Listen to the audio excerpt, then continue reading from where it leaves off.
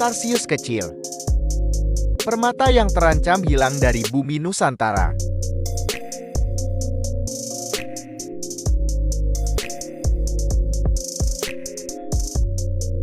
Tarsius adalah primata dari genus Tarsius, suatu genus monotipe dari famili Tarsidae, satu-satunya famili yang bertahan dari ordo Tarsiformes. Meskipun grup ini dahulu kala memiliki penyebaran yang luas, akan tetapi semua spesies yang hidup sekarang jumlahnya terbatas dan ditemukan di pulau-pulau di Asia Tenggara. Fosil Wallace dan primata Robert Tarsiformes lain ditemukan di limbah pembuangan Asia, Eropa, dan Amerika Utara, dan ada fosil yang diragukan yang berasal dari Afrika. Tetapi Tarsius Darwin yang bertahan hingga sekarang jumlahnya terbatas di beberapa kepulauan di Asia Tenggara termasuk Filipina, Sulawesi, Kalimantan, dan Sumatera. Catatan fosilnya juga yang terpanjang kesinambungannya dibanding genus primata manapun. Dan catatan fosil itu menandakan bahwa susunan gigi mereka tidak banyak berubah, kecuali ukurannya dalam 45 juta tahun terakhir. Posisi filogenetik Tarsius yang hidup sekarang banyak diperdebatkan pada abad yang lalu, dan Tarsius diklasifikasikan secara bergantian pada Strepsirrhini, pada Subordoprosimia, atau sebagai grup saudara dari Simia sama dengan Anthropoideae dalam infraordo Haplorhini. Diindikasikan bahwa Tarsius yang semuanya dimasukkan pada genus Tarsius sebenarnya harus diklasifikasikan pada dua grup Sulawesi dan Filipina Barat, atau tiga generasi yang berbeda grup Sulawesi, Filipina, dan Barat. Taksonomi di tingkat spesies ini cukup rumit, dengan morfologi seringkali digunakan secara terbatas dibandingkan vokalisasi. Beberapa ragam bentuk vokal mungkin mewakili taksa yang belum dideskripsikan, yang secara taksonomis terpisah dari Tarsius tarsir spektrum, seperti Tarsius dari Minahasa, Gorontalo, dan Kepulauan Togian. Dan banyak Tarsius lain dari Sulawesi dan pulau-pulau di sekitarnya Sekal Leksono tahun 2004. Hal ini mungkin juga merupakan penyebab kasus sejumlah populasi Tarsius Filipina yang terisolasi dan kurang diketahui keberadaannya seperti populasi Basilan, Leit, dan Dinagat dari grup T, Schrichera. Kerancuan lebih lanjut muncul pada validitas nama-nama tertentu, di antaranya Diana yang sering dipakai telah ditunjukkan sebagai sinonim junior dari Dentatul. Sama halnya dengan itu, spektrum sekarang dianggap sinonim junior dari Tarsius. Tarsius bertubuh kecil dengan mata yang sangat besar. Tiap bola matanya berdiameter sekitar 16 mm dan keseluruhan berukuran sebesar otaknya. Kaki belakangnya juga sangat panjang. Tulang tarsus di kakinya sangat panjang, dan dari tulang tarsus inilah nama Tarsius berasal.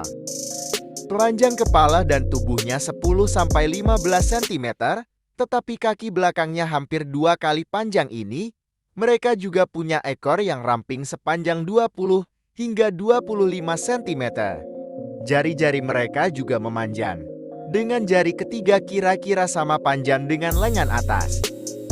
Di ujung jarinya ada kuku, namun pada jari kedua dan ketiga dari kaki belakang berupa cakar yang mereka pakai untuk merawat tubuh. Bulu Tarsius sangat lembut dan mirip bludru yang bisanya berwarna coklat abu-abu, coklat muda, atau kuning jingga muda. Semua jenis Tarsius bersifat nokturnal, tetapi seperti organisme nokturnal lain, beberapa individu mungkin lebih banyak atau sedikit beraktivitas selama siang hari. Tidak seperti kebanyakan binatang nokturnal lain, Tarsius tidak memiliki daerah pemantul cahaya tapetum lucidum di matanya. Mereka juga memiliki fovea, suatu hal yang tidak biasa pada binatang nokturnal. Otak Tarsius berbeda dari primata lain dalam hal koneksi kedua mata dan lateral geniculate nucleus, yang merupakan daerah utama di talamus yang menerima informasi visual. Rangkaian lapisan seluler yang menerima informasi dari bagian mata ipsilateral sisi kepala, yang sama dan kontralateral.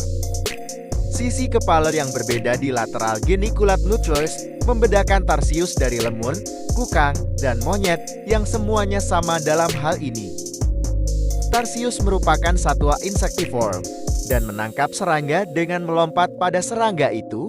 Mereka juga diketahui memangsa vertebrata kecil seperti burung, ular, kadal, dan kelelawar. Saat melompat dari satu pohon ke pohon lain, Tarsius bahkan dapat menangkap burung yang sedang bergerak.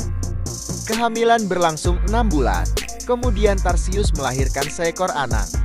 Tarsius muda lahir berbulu dan dengan mata terbuka serta mampu memanjat dalam waktu sehari setelah kelahiran. Mereka mencapai masa dewasa setelah 1 tahun. Tarsius dewasa hidup berpasangan dengan jangkauan tempat tinggal sekitar 1 hektar. Tarsius tidak pernah sukses membentuk koloni pembiakan dalam kurungan, dan bila dikurung, Tarsius diketahui melukai dan bahkan membunuh dirinya karena stres. Satu situs mendapat keberhasilan mengembalikan populasi tarsius di Pulau Filipina Bohol. Philippine Tarsier Foundation diarsipkan tahun 2010 sampai 2011-20 di Wai박 Mache. Telah mengembangkan kandang besar samiliar yang memakai cahaya untuk menarik serangga nokturnal yang menjadi makanan Tarsius.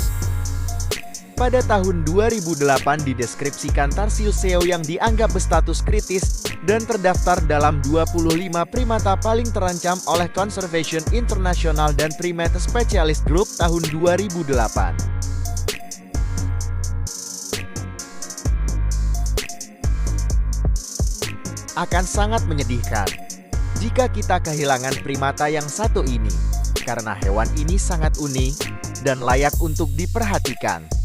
Mari kita lestarikan hewan endemik Nusantara. Mari lestarikan hutan tempat primata ini berkembang biak.